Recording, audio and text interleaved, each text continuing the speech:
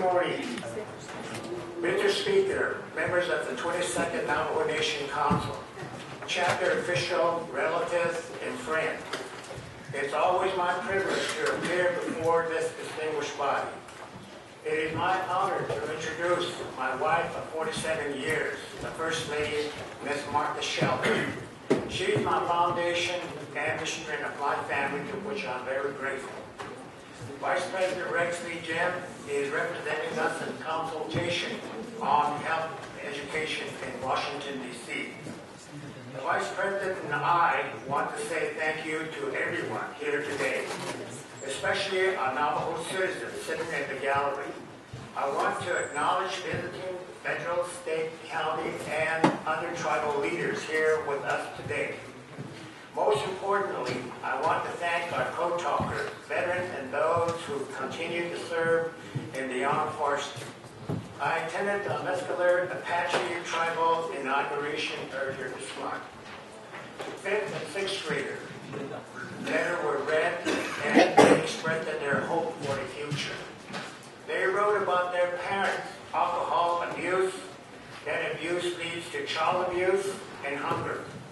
They were hungry because their parents spent money on alcohol. These letters were heavy on my heart because I know some of our Navajo children are in the same situation. It is our place together to solve these troubling dilemmas. We can use our leadership to build on our nation's future. Our people expect a stable and reliable government. We can grant them what that wish as each of us recount our oath and chose to uphold our commitment to the people. Recently, members of the NIEZ chapter passed a resolution seeking our assistance. They wanted more officers in the areas to provide more patrol for Highway 550 due to the rise of alcohol-related accidents. We responded with a real working solution within 7 days. Together with the state of New Mexico and San Juan County Sheriff Office, we came up with a plan to protect travelers and residents along Highway 550 and put personnel in the now Divvy substation. This year, I'm presenting to you our Navajo Nation energy policy. The energy policy will guide us as we develop our resource and renewable energy potential. We have always taken large steps and met with energy stakeholders. We have done so with the health of our people in mind. Energy is a prime source of gross revenue receipt. The energy policy is comprehensive and will be presented to this council by spring session. We are the first sovereign nation with a developed energy policy which will reflect today's technology. I will be signing a memorandum of understanding next week with the United States Department of Energy, Lawrence Livermore National Lab, so that the Navajo Nation moves forward with the developing energy projects. The MOU will allow technical assistance from the leading energy personnel to assist us in solving a few of our nation's energy issues. We want to establish a research and development facility where some of our brightest minds will work on Navajo energy issue and put the Navajo Nation in a position to compete with the rest of the world. Our Human Resource Division doesn't have internal policy for the hiring process. We need internal policies that are fair for those applying for Navajo Nation jobs. This year, I will sign an executive order for all Navajo Nation division to finalize policy and procedure that will make our own Navajo Nation employees fully accountable. These new government guidelines will establish order to make our program a better and stronger workplace. We will tighten the use of our government P-cards system so that it works with sufficient accountability. The Office of the Controller and Department of Justice will create a more comprehensive P-card policy this quarter. On another financial matter, I want to hear from our Navajo living in Utah and what they think about the Navajo to Utah Trust Fund. Next month, I will host a series of town hall meetings to hear what the Utah Navajo community wants. I want my marching orders come from them. This year, I have proposed the Navajo Nation Sales Tax Distribution Reform Act of 2012, which split Navajo sales tax revenue with 10% to Navajo scholarship. This plan will raise up to $4 million annually for Navajo Nation scholarship. My role is to foster job creation and scholarship, but I also have to protect existing job and revenue.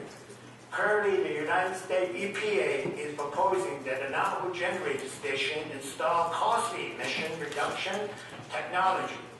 The technology could force the closure of the plant, which would negatively impact our economy and cost Navajo their job. Through President Obama's executive order, that tribal consultation with the United States EPA will allow federal regulatory to understand how to propose will affect Navajo lives. We are negotiating a new lease for the power plant that could bring much needed revenue to the nation. We are making sure that Navajo, like NGS, employees like Ray Holgate and his co-worker have jobs for many years to come. Mr. Holgate wrote, "If Navajo could see for themselves, they know NGS is a place to be proud of, not to look down on." During the past year together, we completed many tasks, and we need to continue working together. Most recently, we celebrated the opening of the Northern Edge Casino. This business venture brought 374 new jobs to the Four Corner regions. It opened with record numbers in attendance. Tornado Resort and Casino construction is on schedule and will be open for business in 2013.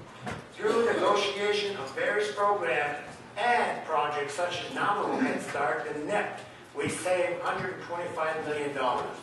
By working together with all three branches, we are finishing off the Mount Judicial Complex in Tuba City, Kayenta, and Crown Point, and we are working on plans for other communities. We must be prepared for cuts to the federal budget. In our annual budget, we are in the surplus mode. It is important we remain responsible and protect people's budget.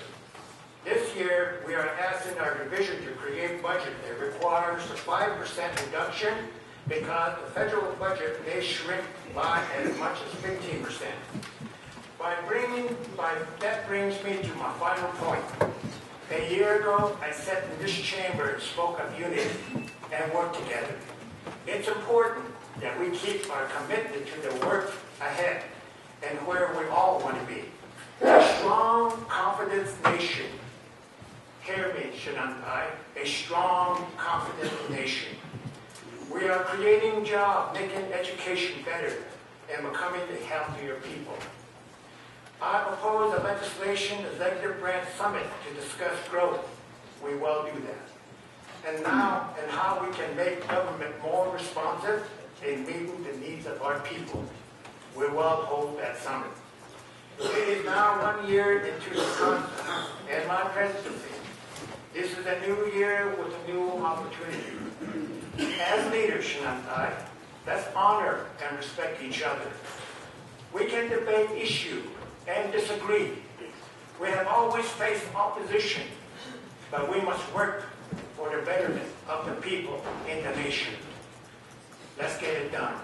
Let's get it done together. With your faith, hope, and prayers, may we again, as tribal leaders, find common ground to lead this nation to prosperity. Thank you for your public service, and may God bless each and every one of you. I for allowing me to say a few words for you.